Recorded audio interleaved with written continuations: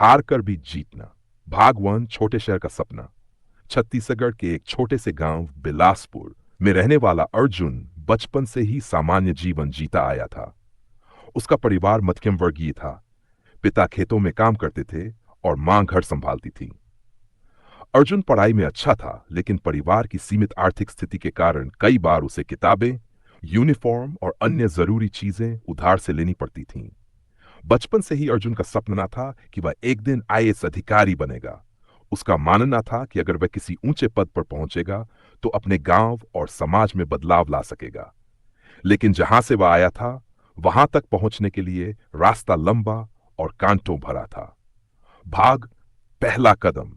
अर्जुन ने इंटरमीडिएट की परीक्षा में पूरे जिले में टॉप किया। उसके स्कूल में जश्न मनाया गया, लेकिन उसके लिए असली जंग अब शुरू होनी थी, यूएससी की तैयारी। अर्जुन को रायपुर जाना पड़ा। वहां रहकर कोचिंग करना, किराया देना, किताब खरीदना, यह सब कुछ आसान नहीं था। परिवार ने खेत गिरवी रखकर उसे अंत साल की कोचिंग के लिए पैसे दिए। अर्जुन सुबह 6 बजे से रात 9 बजे तक पढ़ाई करता। उसकी दुनिया सिर्फ किताबों, नोट्स और टेस्ट सीरीज तक सीमित हो गई थी। भाग 3, पहली हार। अंत साल की कड़ी मेहनत के बाद अर्जुन ने अपना पहला यूपीएससी प्रीलिम्स एग्जाम दिया। उम्मीद थी कि वह पास हो जाएगा, लेकिन जब परिणाम आया तो उसका नाम सूची में नहीं था। उसे झटका लगा। पिता ने फोन पर कहा, कोई बात नहीं बेटा, फिर से तैयारी कर, हम तेरे साथ हैं। लेकिन अर्जुन अंदर से टूट चुका था। उसने सोचा, क्या मैं वाकई लायक हूं? आसपास के लोग कहने लगे, सिर्फ किताबें पढ़ने से क्या होगा, किस्मत भी चाहिए होती है। भाग फिर से उठना। एक रात अर्जुन ने मां से बात की। मां ने कहा, बेटा तूने अभी हार मानी तो सोच वो जो तेरे पीछे चलने वालों के सपने हैं उनका क्या होगा। उस दिन के बाद अर्जुन ने अपने आंसू पोंछे और फिर से तैयारी शुरू कर दी। उसने अपनी गलतियों से सीखा। पहले वह केवल रटने पर ध्यान देता था, अब वह समझने पर ध्यान देने लगा। उसने अपना रूटीन बदला और हर दिन की योजना बनाना शुरू किया। सुबह योग करता, फिर अखबार पढ़ता और दिन भर में विषयों को बांटकर पढ़ता। भाग भाग दूसरी हार। दूसरे प्रयास में उसने प्रीलिम्स पास कर लिया।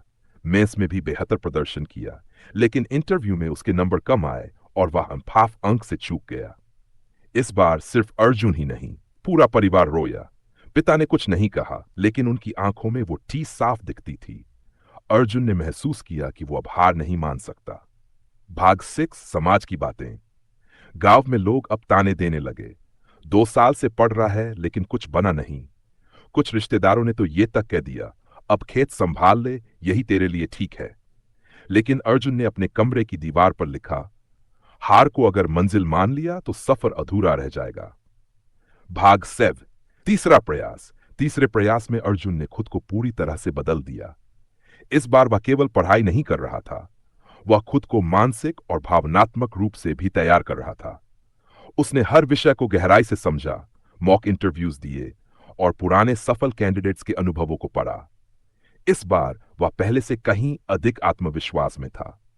Prelims, clear mains, clear interview. शानदार जब परिणाम आया तो उसकी आंखों में आंसू थे। वह ऑल इंडिया रैंक 62 पर चयनित हुआ था। भाग 8, जीत की कहानी। जब वह अपने गांव लौटा तो हर कोई गर्व से उसका स्वागत कर रहा था। जिन लोगों ने ताने मारे थे, वे अब उसके साथ फोटो खिंचवाना चाहते थे।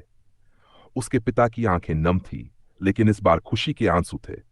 मां ने बस इतना कहा, तूने कहा था ना कि हार कर भी जीत सकते हैं, आज तूने साबित कर दिया। भाग 9, अर्जुन का संदेश। यूपीएससी के टॉपर्स लिस्ट में उसका नाम था, लेकिन उसके लिए असली जीत वो थी जब उसने खुद पर विश्वास नहीं खोया, जब उसने तानों को अपने आत्मबल में बदला और जब उसने साबित किया कि मेहनत और लगन के आगे किस्मत भी झुकती है। वह जब ट्रेनिंग के लिए मसूरी जा रहा था तो स्टेशन पर गांव के कई लड़के उससे पूछने आए, भाई हम भी तुम्हारी तरह आईएएस बनना चाहते हैं, कैसे शुरुआत करें? अर्जुन मुस्कुराया और बोला, सपना बड़ा देखो, लेकिन उसके लिए तपस्या करने का जज्बा भी रखो। याद रखना, कभी कभी हार ही तुम्हें सबसे बड़ी जीत सिखाती है। उपसंहार, हार कर भी जीतना सिर्फ अर्जुन की कहानी नहीं है, यह हर उस इंसान की कहानी है जो जिंदगी से हारते हारते आखिरी कोशिश करता है और फिर दुनिया को दिखाता है कि असली ताकत किसे कहते हैं।